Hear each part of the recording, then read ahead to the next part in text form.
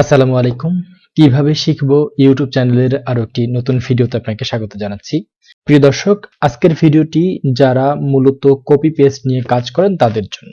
আমাদের বিভিন্ন সময় এমন হয় যে আমরা যদি কোনো লেখাকে কোনো ওয়েবসাইট কিংবা ফেসবুক থেকে অথবা অন্য কোনো জায়গা থেকে কপি করে নিয়ে আসি এবং সেটা মাইক্রোসফট ওয়ার্ডে পেস্ট করি, তখন আমরা দেখতে পাই যে লেখার পেছনে একটা ব্যাকগ্রাউন্ডের মতন কিছু একটা চলে আসে। সেটা কিরকম আমরা যদি একটু প্র্যাকটিক্যালি দেখি।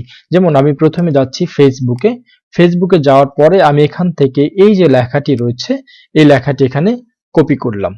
ওকে, কপি করার পরে এটা যদি আমি মাইক্রোসফট ওয়ার্ডে এসে সরাসরি কন্ট্রোল ভি দিয়ে পেস্ট করি, তাহলে দেখেন বন্ধুরা, এখানে কিন্তু আমার ওই যে লেখাটা ফেসবুকে যেরকম ছিল সেরকম একটা ব্যাকগ্রাউন্ড এখানে চলে আসছে। এবং এই ব্যাকগ্রাউন্ডটা যে আসছে সেটা যদি আমরা এখান থেকে একটা শেপ নিয়ে দেখাই তাহলে দেখতে আরো সুবিধা হবে।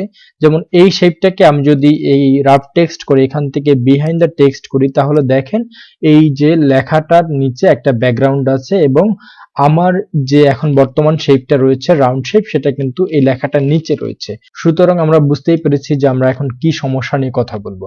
তো আমি মূলত দেখাবো আমরা এরকম বিভিন্ন ওয়েবসাইট থেকে, ফেসবুক থেকে, ইনস্টাগ্রাম থেকে কিংবা কোনো পত্রিকা থেকে অথবা আদার্স কোনো সাইট থেকে আমরা যখন কোনো লেখা কপি করে মাইক্রোসফট ওয়ার্ডে পেস্ট করব, সেটা কিভাবে নরমাল ফন্টে আমরা পেস্ট করতে পারি।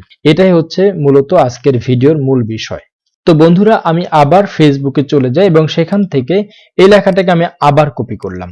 যদিও আমার কপি করা আছে তারপরও আমি আবার কপি করলাম। কপি করার পরে এখানে আমরা যখন পেস্ট করব তখন সরাসরি এসেই পেস্ট করব না, তখন আমরা কি করব, এই যে পেস্ট অপশনটি রয়েছে সেখানের এই অ্যারোতে ক্লিক দিব। অ্যারোতে ক্লিক দেওয়ার পরে আমাদের যে পেস্টের কয়েকটি অপশন এখানে আমরা দেখতে পাচ্ছি, এই অপশনগুলোর মাধ্যমে একটা অপশন ব্যবহার করে আমরা এই পেস্টটা করব। আবার সেক্ষেত্রে আপনি চাইলে এখান থেকে রাইট ক্লিক করে এই যে পেস্ট অপশনটি রয়েছে সেখান থেকে এই যে লাস্ট যে অপশনটি রয়েছে সেটাতে ক্লিক দিয়েও আপনি কিন্তু এটাকে পেস্ট করতে পারেন। দেখেন বন্ধুরা, আমি কিন্তু একই লেখাকে কপি করেছি, কিন্তু পেস্ট করার সময় আমি যখন রাইট ক্লিক করে পেস্ট অপশনের এই লাস্ট অপশনটা থেকে পেস্ট করেছি তখন কিন্তু এটা নরমাল ফন্টে চলে আসছে। এবং এটা যদি এখন আমি এই নিচে কোনো ব্যাকগ্রাউন্ড বা কোনো শেপ নিয়ে আসি লেখার নিচে, তাহলে দেখেন বন্ধুরা, এখানে কিন্তু কোনো ধরনের কোনো ব্যাকগ্রাউন্ড নাই, কিন্তু উপরের লেখাটায় ব্যাকগ্রাউন্ড আছে। আবার এই লেখাটাই আমি কিন্তু আগের কপি করাই অবস্থায় আছে। এখন যদি এখান থেকে জাস্ট নরমালি পেস্ট করি তাহলে দেখেন বন্ধুরা, লেখাটার পেছনে কিন্তু একটা ব্যাকগ্রাউন্ড আবার চলে আসছে। সুতরাং বন্ধুরা, আপনারা যখনই কোনো লেখা কোনো ওয়েবসাইট থেকে, ফেসবুক থেকে, সোশ্যাল মিডিয়ার অন্য যে কোনো সাইট থেকে কপি করে এনে মাইক্রোসফট ওয়ার্ডে পেস্ট করবেন, তখন সাধারণ টেক্সটে পেস্ট করতে গেলে অবশ্যই আপনাকে পেস্ট অপশনের এই যে শেষ অপশনটি রয়েছে সেখান থেকে পেস্ট করতে হবে।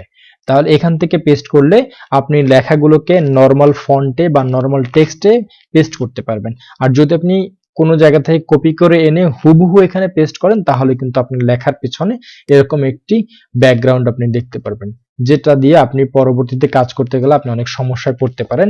সুতরাং আপনি জাস্ট এতটুকু টেকনিক খাটিয়ে এই লেখাটাকে এভাবে পেস্ট করতে পারেন, তাহলে আপনার এই কপি পেস্ট নিয়ে আর কোনো ধরনের সমস্যা হবে না। তো আশা করি বন্ধুরা ভিডিওটি ভালো লেগেছে। যদি ভিডিওটি ভালো লেগে থাকে তাহলে এই ভিডিওটিতে একটি লাইক দিবেন এবং আপনার সুন্দর একটি মতামত দিয়ে যেতে ভুলবেন না। আর যদি আপনি আমার চ্যানেলে নতুন হয়ে থাকেন তাহলে আমার চ্যানেলটিকে সাবস্ক্রাইব করার জন্য অনুরোধ করব। আর সাবস্ক্রাইব করার পর পাশে থাকা যে বেল আইকনটি রয়েছে সেটিকে অন করে দিবেন। পরবর্তী ভিডিও দেখার আশা রেখে এখানেই শেষ করছি। সে পর্যন্ত সবাই ভালো থাকুন, সুস্থ থাকুন। আল্লাহ হাফেজ।